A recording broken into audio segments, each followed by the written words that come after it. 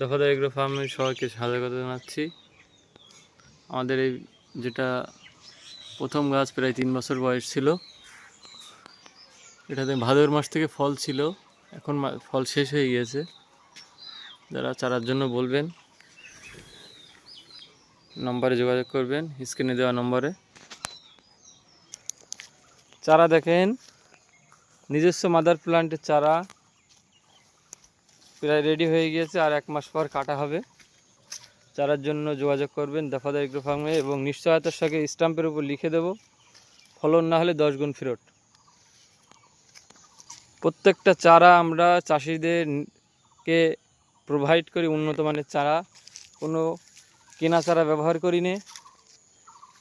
চারার প্রাইস রেখেছি মাত্র থাইল্যান্ড ভ্যারাইটি, যেটা 110 টাকা।